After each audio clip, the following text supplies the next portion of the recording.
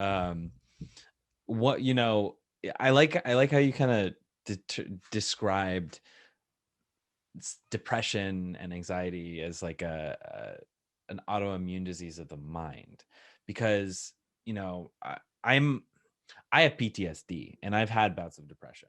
And the interesting thing about, like, in medical psychology community, right? PTSD, they actually tried to change to PTSS, post traumatic stress syndrome, Mm. because it's not a disorder. It's actually how your mind is supposed to work. It's it's meant to protect you from those types of situations. It's meant to create an avoidance of, dangerous situations that would put you in harm's way. And the same thing with, like, depression is like, I think this is how I interpret it. It's like, if you're depressed, you're probably living a life that you shouldn't be living. And what I Or mean is not you shouldn't be living life, because that tends to be how people interpret it if nothing around them changes. I feel like depression comes from this, like, lack of being in alignment and feeling fulfillment, being in alignment with your values, right? It's like, you want to be with you think it's important to be with family, you think it's important to be, have your space and get out and exercise and be healthy, right? Physically healthy. And you think it's important to, you know, follow a cause and have some sort of something that's like overarching that you're a part of, right? And if you're not living that, you're probably going to be depressed. Um, I think it'll certainly contribute. Though there's many, so research now is really getting at the fact that there's many subtypes of depression, and they have different etiologies and different prognoses, and even different interventions will work better or worse for different subtypes of depression, right? So some of them, they can start from not living in alignment with your values. Let's call it like your social world is not conducive to you thriving. But if you're in that situation for many years, it kind of gets ingrained in your physiology. And then even when you're put in the optimal situation, social situation, like the inertia that's built up in your physiology can kind of not allow you to really benefit from that new external circumstances. And that's happened to me many times. And I told it, it's like some people in the past, I would say, it's like sometimes I wake up and I look at my life and I'm like, whoa, like my life is actually pretty good. And yet I still kind of think of myself as I'm in the situation from when I was a kid, right? It's like my self image hadn't updated to the new reality. It was still right, stuck 20 years ago. right. You're running on old software. Like, Yeah. you're like, you've been in that for so long that, like, the transition, the change, you're not flexible to it. Right. And I think, like, a lot of depression is living in the past, anxiety is living in the future, and we, like, lack living in the present, right? We're never living in the present. We're always, like, trying to keep up with the Joneses, living in the future, being anxious about what's going to happen, or we're thinking, man, it was good when I was 6 years old, Right. Right. Like But the, yeah, but, like, that, what you're saying is that ingrains as, like, habits, like, within your body. It ingrains that feeling, of, like, I'm out of alignment. And yeah, I think you ever been, like, completely depressed and, like, you fucking hate your job, or whatever it is, whatever's going on, and then the day you quit your job, you're like, yes, I feel amazing, or whatever it is. You make some decision and you feel amazing for, like, a couple days. And I think this elation comes from this idea that, like, now I'm moving forward with life. And it I think you'll still, like, if you just achieve whatever you wanted and then sit on your laurels, you're going to get depressed again, yeah. just because you're not really moving. You're just found a new status quo, and you're, like, not really challenging yourself. I think a lot of life is all about, challenging yourself beyond what you can do. And it's not necessarily about making the progress, but it's about making moves to make progress. And once you're in that mindset of I'm going to try to achieve something, you're going to be happier.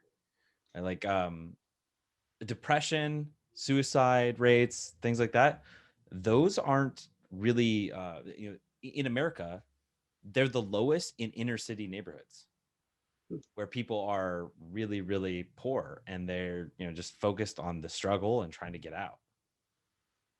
Yeah. So I think though at a certain point, if you're really attempting to achieve things and failing and failing and failing with very little, say, positive reinforcement, that can also either lead to depression or lead to worse depression. But what you're saying about taking action, making movement forward, that definitely sort of uh, it fuels hope, right? It fuels hope, and it can give you that sort of self-reinforcing motivation, like, oh, I'm doing it good, I'm doing something for myself, maybe I'm making a tiny bit of progress.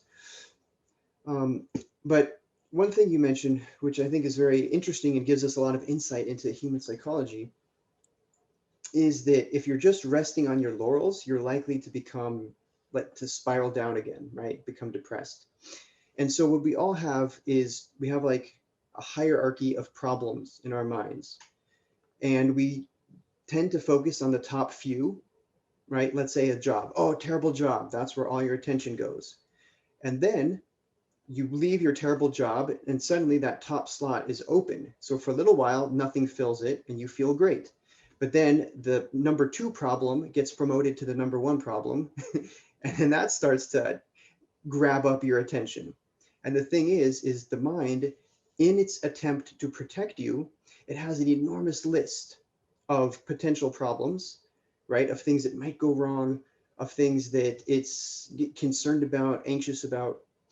And so what it does is when the top problem is dealt with, right, it just promotes the next one. And it has an infinite list of these things. And that's why you see people like Hollywood actors, right? Excellent example. They have everything that a human being should want, right? They've got money, fame, they're, I mean, what Access to any resource they need. they Yeah. got all the resources, they got all the love. And yet, why do so many of them devolve into drugs and alcohol and depression and all this crazy shit? It's because they haven't dealt with the fundamental glitch in the human software, right? Which is this ego, which is there to protect you, but it runs amok, right? It loses sight of its overall mission, and all it does is like find problems and try to solve them and make you anxious in the meantime. Well, I think part of life is overcoming problems. And if we don't have a problem, what's the point in living? Right? Oh, Like what if there's no, no obstacle. I'll say problem, but obstacle is what I mean. no, no. Right. So let me. I understand what you're saying, but let me stop you there Okay. because the people that I work with, and in fact, the mission sort of my company, is the solution exactly to that issue.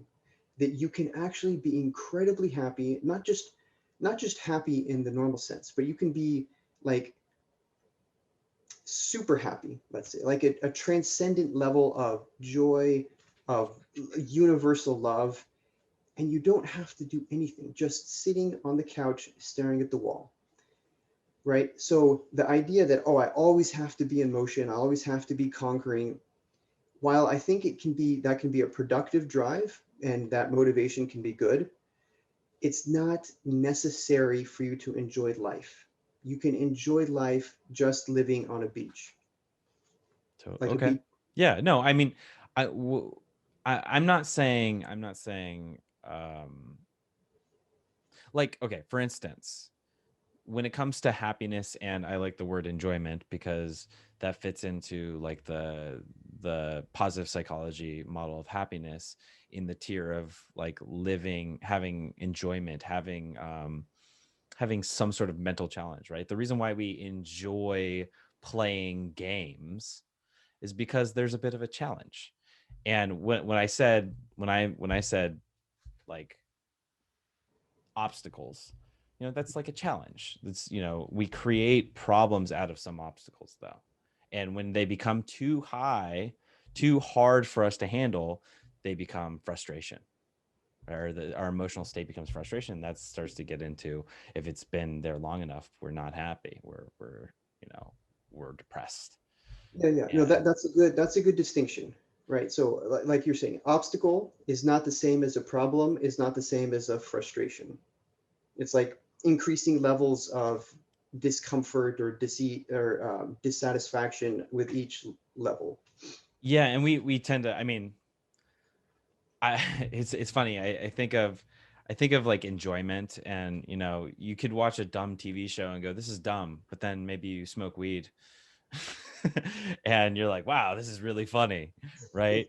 It's Or you practice meditation and being very, very mindful and very, very present, and you find more engagement, like that your body and your mind are engaging in the world in just simple tasks, right? Like sweeping a floor. You're finding engagement, you're finding a challenge in the perfection of getting all the dust off of that floor, right? Or something like that. That becomes more enjoyable, right? Versus, and then there it goes in the other direction too, right? Like if if something is too much, we tend to try to unplug from it and like focus on something else, or Right, something right. smaller. And that touches on such a key point, which is that the distaste or the enjoyment, it really happens in you, in your mind, not out in the world. There's no such thing as an enjoyable activity in the world, right? It's an enjoyable activity if your mind wants to think of it that way, wants to interpret it that way. And so that's why you could be doing so, and this has happened, to me. Let's say I'd be hanging out with my girlfriend or something, having a great time, but I wasn't fully enjoying it because I wasn't fully present. And my mind was saying, oh no, you've got homework to do, or oh no, you've got this project, or oh no, you've got to fix your car, or blah, blah, blah.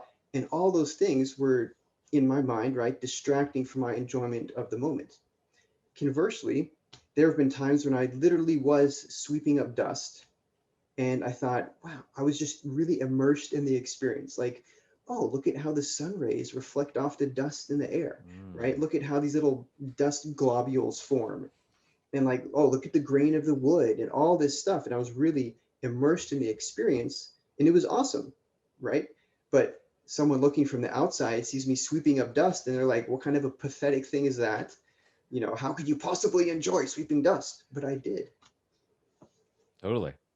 That's, man, we went down a weird rabbit hole here, because I was thinking about some like two other tangents, and I just got lost in thinking about dust trails and like like sunbeams. And so a lot of it comes down to your perspective, right? And so as you mentioned, like, I don't know, half an hour ago or something, right? If you're depressed, that's associated with living in the past. If you're anxious, that's associated with living in the future. But if you're truly present, and unless you're in some sort of physical pain, the present moment is at worst neutral, right? Like, you could imagine yourself, well, all my future is taken care of.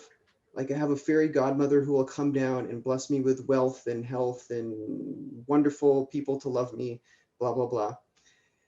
Then, and you forget about whatever happened in the past, then, sitting here is fine. And with the proper training and the proper way of shifting your perspective, actually, and Buddha even says this, the fundamental nature of human physiology is not negative or neutral. There's actually a slight positive bias to it. If you really go deep into your internal experience, for most Well, people, it has to be. there's a lot of garbage on top. But when you really go deep in, you find there's a very loving, joyful, almost like an infinite wellspring of love and joy, which you can tap into. It's I, just hard to do so. I think there has to be. I think there has to be that positive energy. Otherwise, we wouldn't exist, right? Like, uh, we constantly sell ourselves this idea of balance. Like there's balance in the universe, the fact that I can live a work-life balance, and all that balance, like there may be balance, but balance is never in a moment. Balance is never in an individual point in time and space. Right. It's always, the highs come with lows, right? Or the highs come with lows. There's a scale, right? It's going up and down constantly, and you're spinning plates, right? Eventually those plates are going to wobble and you got to go back to them. And my health, I need to work on my health. I'm going to spin this plate. Oh Yeah. shit, I forgot about my family life. I got to go spin this plate. Oh shit, I got to go back to my health. I got to go back to my work. I got to go, right? You're spinning all these different plates, and we're selling ourselves this idea that we can have complete balance all the time. Mm. And that would assume that life is just neutral, right? The way that like life forms in the universe is that there's energy over here, and it's taken somehow from in some process, it's taken over here and combined with energy over here and materials over here, and then life is able to live, right? There are gaps that are created that need to be filled eventually, right? It's like taking out a loan, right? You take out, I got the money. I'm buying my house with a mortgage. Well, I still got to pay that shit back, right? Nothing is free. And maybe overall I'm going to be able to create something of it. My equity is going to go up, right? Like the house is going to increase in value, and I'm going to be able to sell it for more than I paid for it eventually. But there's still something that you have to pay, or there's still always going to be an other side of it. For sure. And it's the same with, like, you could think of it the same with how you apportion your time, right? So if you put a lot of time, like you were saying, into the health, then there's less time maybe for the family. So there's like these, it's all cost benefit. You buy a home, well, then that's an awesome benefit, but the cost is you have to now pay off the mortgage. That's within the temporal world, like, of time, that, yes, like, what you do in this moment takes away from everything else you could have been doing in that moment. But it doesn't, kind of tying it into what we were saying before, you can still enjoy that, whatever it is, right? Like, you can enjoy spending time with your family, and you can enjoy working on your health, and you can enjoy paying back your mortgage, working at your quote unquote terrible job. Yeah. Because, right, each of those exists in a moment. It's always just this moment that you're doing any of them. You can always enjoy this moment regardless of what occurs during this moment. I think no, I'm just gonna agree. I don't know where to go from there.